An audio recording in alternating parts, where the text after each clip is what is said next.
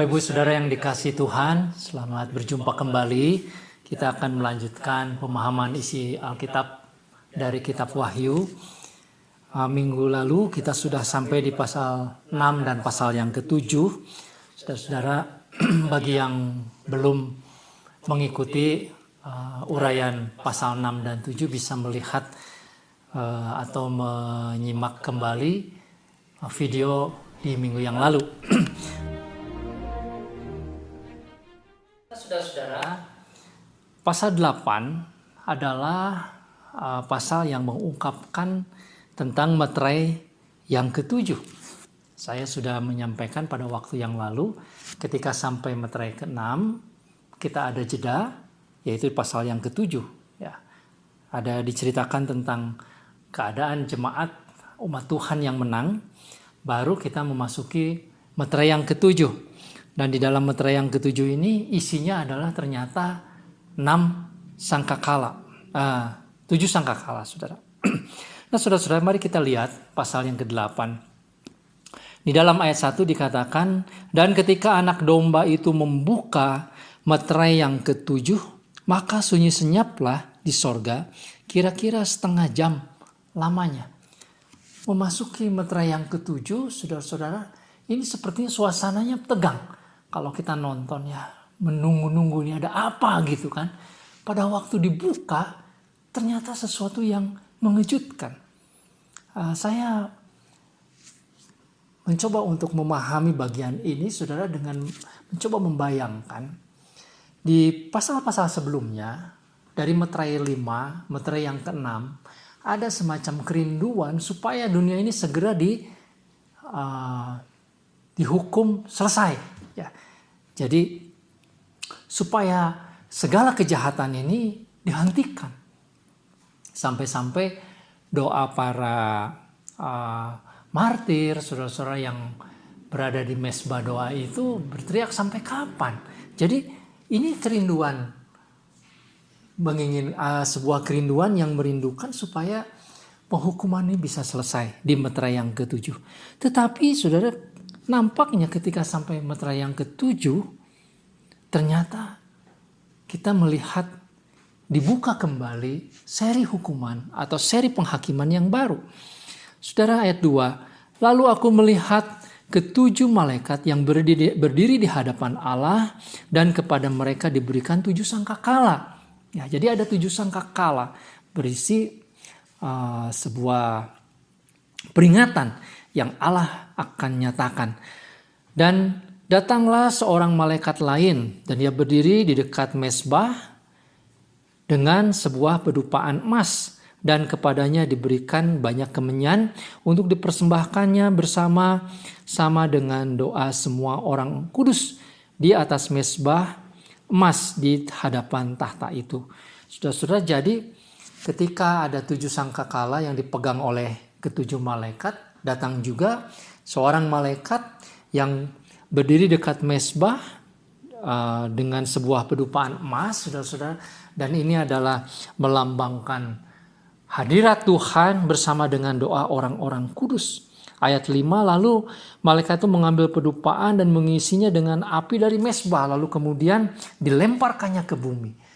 Jadi saudara-saudara, doa-doa orang kudus, hadirat Tuhan itu kemudian bercampur dengan api ya dari mesbah itu, menjadi lambang dari hukuman yang diberikan.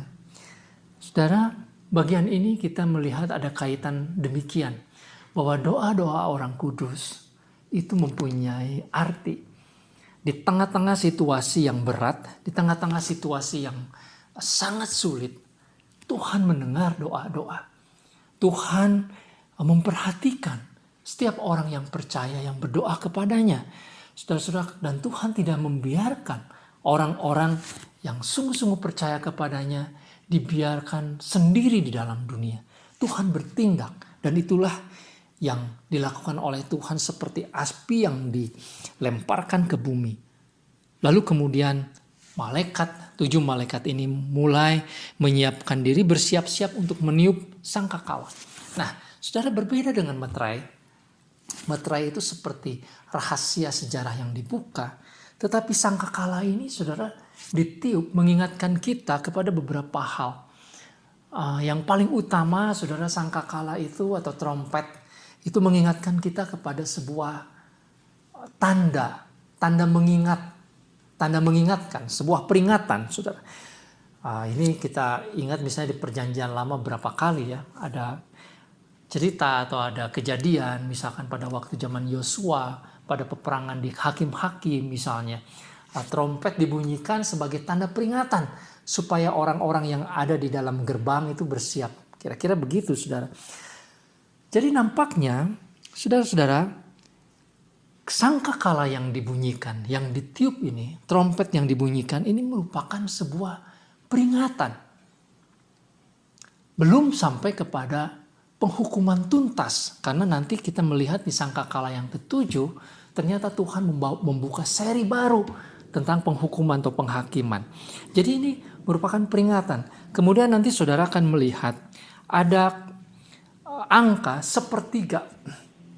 Itu diulang-ulang, sepertiga. Di bagian yang sebelumnya itu seperempat. Nah saudara, tetapi pada bagian ini sepertiga. Ini ada penambahan jumlah ya. Jadi saudara-saudara, ini sebuah peringatan. Tuhan memberikan peringatan yang binasa itu baru sepertiga. Jadi dia masih memberikan peringatan kepada yang 2/3 yang hidup.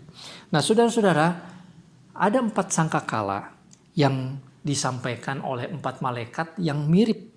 Sangkakala pertama itu adalah segala macam malapetaka yang terjadi di bumi. Ada hujan es, ya, ada api bercampur darah dan lain sebagainya terjadi di bumi. Rumput-rumputan hangus sepertiganya, saudara-saudara. Sepertiga dari bumi dan sepertiga dari pohon-pohon hangus. Kemudian malaikat yang kedua ini memberikan peringatan di laut, ya, sebab ada gunung besar menyala-nyala seperti api yang meledak, gempa tektonik, saudara-saudara, di dalam laut, dan ini akan mengganggu tentu kapal-kapal yang ada di dalam laut. Nah, kita bisa bayangkan mungkin yang terganggu di sini adalah persoalan perekonomian mungkin ya pada waktu itu. Kemudian malaikat yang ketiga, saudara-saudara, meniup sangkakalanya dan kemudian dari langit itu jatuh bintang yang besar yang kemudian mengganggu sungai-sungai, air tawar, kebutuhan hidup manusia. Kalau bicara soal sungai dan air tawar itu tentang kehidupan yang pokok. Dan yang keempat, saudara-saudara, malaikat itu kemudian meniup sangkakalanya, lalu ada goncangan kosmik di alam semesta. Terjadi gelap gulita, saudara-saudara, dan sepertiga bintang, sepertiga siang, sepertiga dari siang itu tidak terang, dan seterusnya. Jadi ini ada kegelapan. Barangkali ini bisa melambangkan semacam kegelapan karena kehidupan moral yang bejat, yang kacau, sehingga Tuhan menggelapkan manusia. Nah saudara-saudara, ini 4 sangkakala yang ditiupkan menjadi peringatan bagi 2/3 orang yang masih hidup di dalam dunia ini. Saudara-saudara, tentu peringatan-peringatan ini tidak terjadi secara kronologis dari waktu ke waktu. Ini saya dari waktu yang lalu sudah menyampaikan bahwa ini sifatnya simultan ataupun juga overlap satu dengan yang lain. Ya. Tetapi yang kita baca dari cara penulis kitab Wahyu ini, saudara, mau memberikan semacam peningkatan. Pada waktu meterai itu sepertinya Allah memberikan izin terjadi penghukuman kepada 1/4 dari bumi ini. Kemudian karena mereka masih belum bertobat, lalu kemudian Tuhan berikan peringatan, dan seri peringatannya berupa sangkakala yang ditiup itu, saudara-saudara, kepada yang dibinasakan 1/3. Dan yang 2/3 itu harus memperhatikan peringatan ini. Saudara, ini adalah penghukuman ataupun peringatan kepada orang-orang yang tidak percaya kepada Tuhan, yang mengeraskan hati, yang hidup di dalam kejahatan. mereka bisa mengerti sebetulnya akan kehadiran Allah, akan kuasa Allah, saudara-saudara, melalui tanda-tanda alam. Itu hal yang sangat natural. Saudara-saudara, binatang saja membaca tanda alam, mereka tahu kalau ada gempa, mau ada gempa bumi, ya, kalau ada gerhana, lalu kemudian binatang itu seperti membuat penafsiran ini akan terjadi gejala alam apa, mereka tahu. Apalagi manusia seharusnya ketika Tuhan memberikan penghukuman itu, saudara, ini menjadi peringatan supaya manusia mencari Tuhan, kembali kepada Tuhan.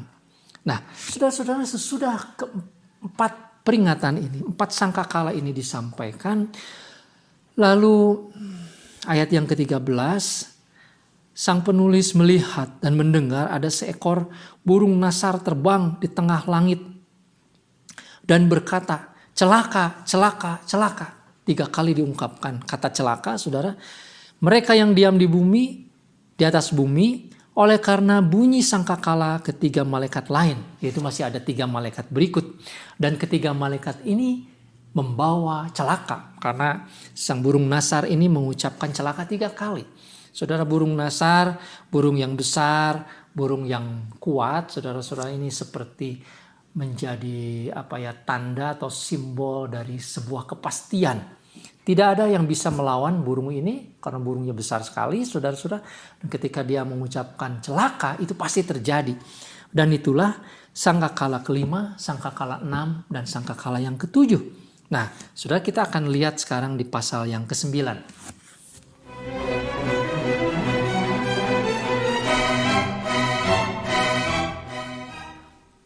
Saudara-saudara, pasal yang ke-9 kita akan melihat sangkakala yang kelima dan yang ke-6 yang dikatakan atau diucapkan oleh burung nasar tadi adalah sebuah kecelakaan.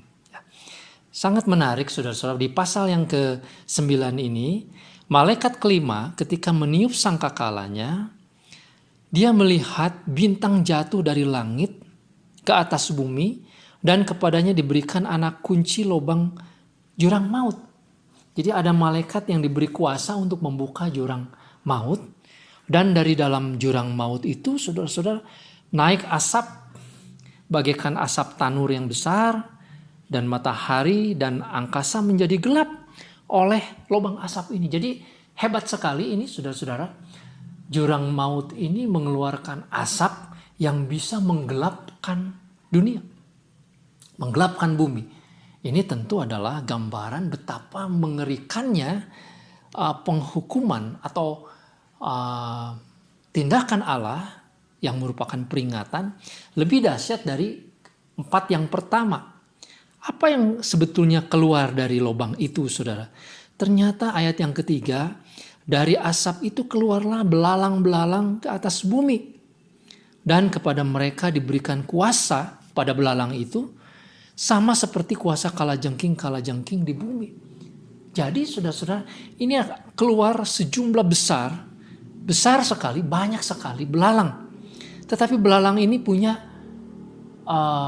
kemampuan untuk menyengat, ada kuasa untuk menyengat, memberikan rasa sakit ya di bumi ini, seperti kalajengking.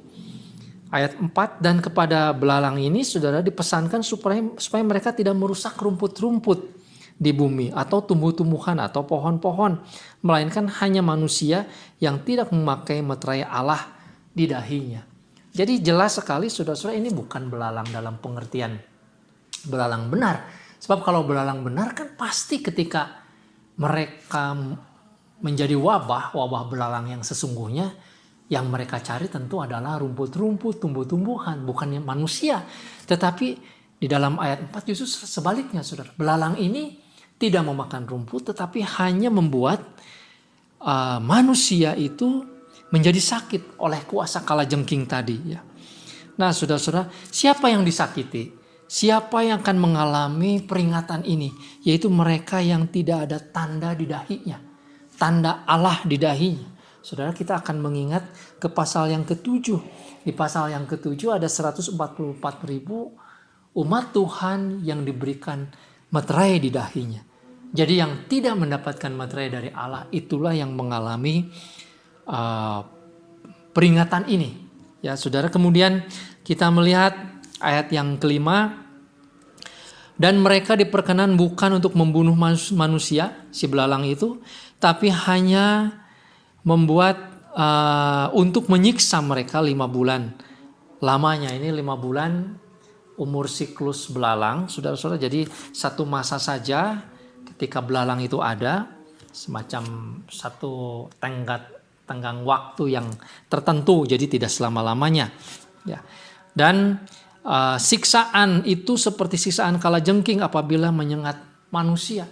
Tidak membuat mati, tapi sakitnya luar biasa. Dan orang-orang akan mencari maut, tetapi mereka tidak akan menemukannya. Dan mereka akan ingin mati, tetapi maut lari dari mereka. Nah, ini berbeda, saudara, dengan maut yang dibawa oleh penunggang kuda yang keempat. Saudara masih ingat ya, ketika meterai dibuka yang keempat itu ada penunggang kuda yang hijau kekuning-kuningan seperti pucat begitu, itu membawa maut. Tetapi yang ini membawa rasa sakit.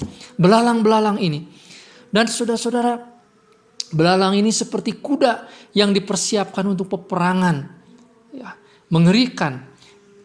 Saudara perhatikan kata menyerupai itu diucapkan berulang-ulang. Di atas kepala mereka ada sesuatu menyerupai mahkota emas. Dan muka mereka sama seperti muka manusia. Dan rambut mereka sama seperti rambut perempuan. Dan gigi mereka sama seperti gigi singa. Dan dada mereka sama seperti baju zirah. Dan bunyi sayap mereka bagaikan bunyi kereta yang ditarik. Banyak kuda yang sedang lari ke medan peperangan. Jadi ini gambaran dari pasukan belalang seperti pasukan tentara, saudara-saudara, yang mengerikan, yang bisa menyengat, menghancurkan. Saudara-saudara, dalam sejarah dunia, peperangan, genosida, ya, pembasmian suku-suku tertentu misalkan, itu terjadi berulang-ulang dan itu mengerikan. Saudara, saya termasuk orang yang sering menonton, sengaja mencari film-film, kalau bisa true story, saudara, film-film tentang peperangan. Dan di sana kita menyaksikan kekejaman orang-orang atau sekelompok orang, pemerintahan tertentu yang membumi hanguskan masyarakat. Peperangan itu yang begitu mengerikan, menyakitkan. Dan memang saudara dikatakan malaikat jurang maut itu namanya dalam bahasa Ibrani Abaddon, artinya penghancur, ya. Sang penghancur. Jadi begitulah celaka yang pertama. Kecelakaan yang diakibatkan oleh makhluk belalang-belalang ini yang seperti tentara-tentara yang sangat mengerikan, saudara, terjadi di sepanjang abad di mana-mana. Mungkin pada waktu abad pertama, saudara, ini juga mengingatkan kepada pasukan-pasukan tentara pada zaman itu, ya, mulai dari sebelum Babilonia atau mulai dari Babilonia, kemudian juga orang Asyur, ya, orang Masedonia, kemudian tentara Romawi. Tentu sang penulis kitab Wahyu ini tahu sejarah ke belakang, saudara. Dari kitab apokaliptik zaman dulu juga pernah ada, dari kitab Daniel juga menceritakan. Bahkan sebelum-sebelumnya tentara Mesir misalnya bagaimana mereka begitu jahatnya. Jadi saudara-saudara, ini gambaran. Dan ini terjadi juga kepada kita pada zaman sekarang. Kalau terjadi ada sebuah kekuatan militer yang sangat besar, yang kemudian berperang, kemudian menghancurkan negara lain, masyarakat yang lain, ini mengerikan sekali. Saudara, lalu kemudian sangkakala yang keenam. Malaikat yang keenam meniup sangkakala dan dia mendengar suara dari keempat tanduk emas di hadapan Allah. Saudara-saudara, ditegaskan malaikat yang keenam ini berdiri di hadapan Allah, bahkan di hadapan mezbah emas. Saudara, artinya bahwa pada kali yang keenam ini di hadapan Allah seolah-olah mendapatkan perkenan Allah sendiri untuk memberikan peringatan kepada bumi ini. Dan ayat 14, berkata kepada malaikat yang keenam. Jadi suara itu yang keluar dari mezbah itu, saudara-saudara, berkata kepada malaikat yang keenam, lepaskanlah keempat malaikat yang terikat dekat sungai besar Efrat itu. Sungai Efrat ada di sekitar Mesopotamia atau Irak sekarang. Pada waktu itu, saudara, ada kerajaan-kerajaan yang berebut, kerajaan-kerajaan besar, kerajaan Babilonia, kerajaan Asyur, saudara, kemudian ada juga Romawi bisa mewakili itu. Jadi keempat malaikat ini, kekuatan-kekuatan besar itu pada waktu itu juga memang ada kekuatan militer. Dan tentu saudara-saudara, seperti yang saya katakan, genre sastra apokaliptik ini bicara tentang zaman itu, tetapi juga simbolik kepada zaman berikut. Nah, saudara-saudara, lalu keempat malaikat ini disiapkan bagi jam, hari, bulan, dan tahun untuk membunuh sepertiga umat manusia. Akan dibinasakan. Dan ini akan terlaksana. Dan jumlah tentaranya luar biasa banyak, saudara. Ada 20.000 laksa pasukan berkuda. Nah, kalau di konversi itu sekitar 200 juta pasukan berkuda. Tetapi saudara, pasukan berkuda ini luar biasa. Hebatnya, mereka memakai baju jirah, merah api dan biru dan kuning belerang warnanya. Kepala kuda-kuda ini seperti kepala singa. Dan dari mulutnya keluar api dan asap dan belerang. Ini kuda yang mengerikan, saudara-saudara ya. Kepalanya seperti kepala singa, tetapi larinya seperti lari kuda. Jadi ini pasukan tentara yang memang diizinkan oleh Allah sebagai peringatan untuk membinasakan sepertiga dari bumi ini. Ayat 19. Sebab kuasa kuda-kuda itu terdapat dalam mulutnya dan di dalam ekornya. Sebab ekornya sama seperti ular, mereka berkepala dan dengan kepala mereka itu mereka mendatangkan kerusakan, penghancuran. Mirip kepada yang kelima tadi ini, tapi lebih dahsyat, lebih banyak, lebih mengerikan, saudara-saudara. Inilah peringatan Tuhan. Dari meterai yang pertama ada tanda-tanda kosmik di bumi, di laut, di air tawar, ya, di alam. Kemudian ada pasukan tentara 2 kali lipat, saudara. Ada yang seperti belalang, juga ada yang seperti kuda-kuda yang sangat mengerikan ini. Ini adalah peringatan-peringatan. Tapi saudara perhatikan ayat yang ke-20 dan ayat 21. Sepertiga bumi, saudara, itu dihanguskan. Tuhan memberikan peringatan. Ada sepertiga yang dihancurkan, masih ada 2/3. Ini kepada orang-orang yang sisa, orang-orang yang tidak percaya, seharusnya mereka bertobat. Tapi ayat 20 dan ayat 21, saudara, mengatakan begini. Tetapi manusia lain yang tidak mati oleh malapetaka itu tidak juga bertobat dari perbuatan tangan mereka.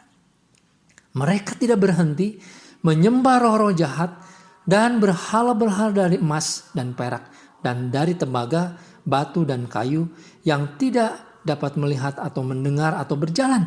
Dan mereka tidak bertobat dari pembunuhan, sihir, percabulan, dan pencurian. Saudara-saudara, ayat 20, ayat 21 seolah-olah kembali menegaskan. Ini seri penghukuman, sangkakala, ada peringatan yang kedua. Dengan kualitas yang lebih hebat, saudara-saudara. Tetapi tidak membuat orang-orang bertobat dari penyembahan berhala. Dari egoisme, mencuri. Ya, menginginkan kehidupan yang lebih banyak dengan cara menyakiti orang lain. Dari percabulan, dari sihir, pembunuhan dan lain sebagainya. Saudara, dunia ini berjalan seperti biasa. Memang di satu sisi ada peperangan yang mengerikan. Saat ini, saudara-saudara, peperangan yang terjadi di zaman akhir ini atau di zaman-zaman sekarang dengan teknologi canggih, saudara, itu memang mengerikan. Saudara, kalau melihat film-film terakhir, peperangan masa depan katanya bukan lagi tank yang keluar, itu belakangan, tapi sekarang bisa pasukan drone. Wah, luar biasa, saudara ya. Drone itu mungkin sebesar buku ini, ada sekian ribu drone dilepaskan lalu mengeluarkan senjata. Canggih sekali saudara. Tapi nampaknya peperangan-peperangan yang mengerikan ini yang harusnya membuat orang bertobat ternyata tidak membuat orang berhenti untuk berbuat jahat. Nah saudara, kita mengerti sekarang kenapa sampai pada sangkakala yang ke-6 lalu Tuhan penulis kitab Wahyu ini memberikan jeda. Sudah, karena ternyata ketika sangkakala akan dibukakan, yang ternyata sangkakala ini baru dibuka nanti di pasal yang ke-16, saudara. Penulis kitab Wahyu ini memberikan jeda, ya, menyampaikan hal-hal yang lain.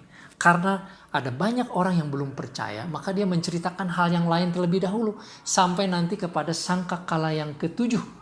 Barulah kemudian di sangkakala yang ke-7 selesai sudah penghakiman Tuhan.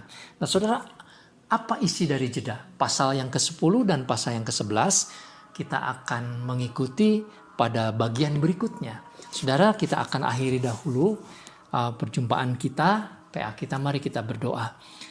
Bapa, mohon kami mengerti bahwa di tengah-tengah dunia ini Tuhan berkuasa untuk memberikan penghukuman kepada dunia ini. Tetapi nampaknya dunia ini tidak mau percaya. Ada banyak orang yang masih mengeraskan hatinya. Sehingga ya Tuhan, akan terjadi lagi begitu banyak malapetaka dan hukuman dari Tuhan. Bapa, kami melihat Engkau tidak meninggalkan dunia ini.